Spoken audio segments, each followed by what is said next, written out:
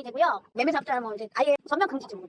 사업자 대출 아예 막혔다고 봐야 되는 거죠? 네, 완전히 그냥 다 막아버린. 안녕하세요. 9월 7일 규제 발표에 따라 수도권에서는 주택 매매사업자, 임대사업자의 대출이 전면 금지되었습니다. 특히 경매에서 주택 매매사업자를 활용해 대출을 실행하는 분들에게는 정말 큰 영향을 주는 규제가 발표된 것입니다. 오늘은 해당 규제에 대해 보도자료 원문을 통해 어떤 규제가 있었는지 상세히 살펴보고 현장에서 어떻게 적용이 되고 있는지 법무사 사무실 및 대출 상담사 분과의 통화 내용을 공유드리고 이런 규제 상황에서 어떻게 투자할 수 있는지 그 방향성에 대하여 마지막에 소개해 드리도록 할 예정이니 꼭 끝까지 시청하시기 바랍니다. 먼저 원문을 살펴보겠습니다. 이런 발표가 나오면 뉴스나 블로그를 보는 경우가 많은데 부정확한 2차 가공 정보를 보는 것보다는 먼저는 정책이 발표된 혹은 보도자료가 있는 최초의 원본 자료를 보는 습관을 갖는 게 좋습니다. 네이버나 구글에 금융위원회라고 검색하시고 보도자료 탭에 가면 발표된 자료를 확인할 수 있습니다. 경매 매매사업자 대출과 연관이 있는 부분만 살펴보도록 하겠습니다. 주택 매매 임대사업자 대출 제한으로 LTV가 규제 지역을 포함한 수도권에서는 0%로 변경되었습니다. 사업자 대출은 DSR은 보지 않지만 LTV 자체가 0%이기 때문에 수도권 주택을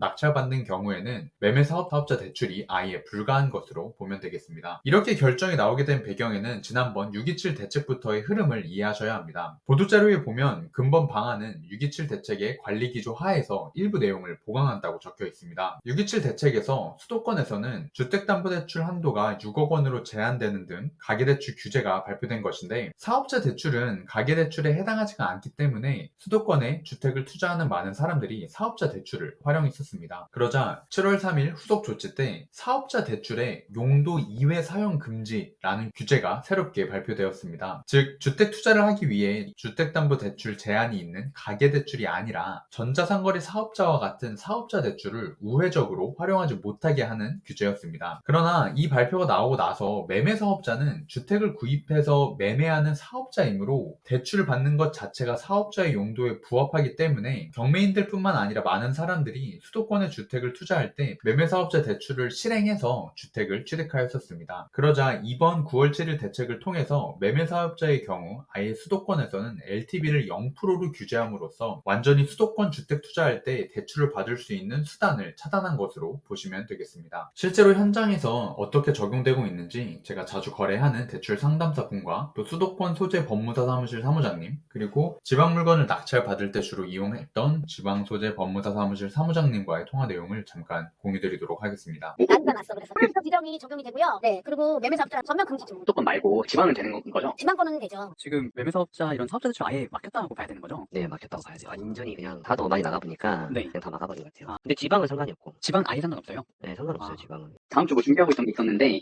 네. 그 FT가 0이라고 해서 매매사업자 대출 아예 안 된다고 봐야 되는 건지 수도권 서울 경기 인천은 안 된다고 보셔야 돼요. 그럼 어쨌든 수도권 외는 기존처럼 감정가 60에 방패기 낙찰가 80 중자금 이 정도로 보면 되나요? 네, 맞아요. 가계자금 대출은 70% 가는 거예요. 아 따로 네, MCI 써서 말 그대로 다 거기 보조할 거다. 네. 우리가 전입하는 조건으로 대출 가는 거예요. 6개월 내 전입 네, 아니면 1주택이 있으면 그 처분 조건으로는 할 수 있는 거죠. 6개월 내 네. 매도 조건으로 하면 맞아요. 똑같이 70% 할 수 있는 건가요? 네, 맞아요.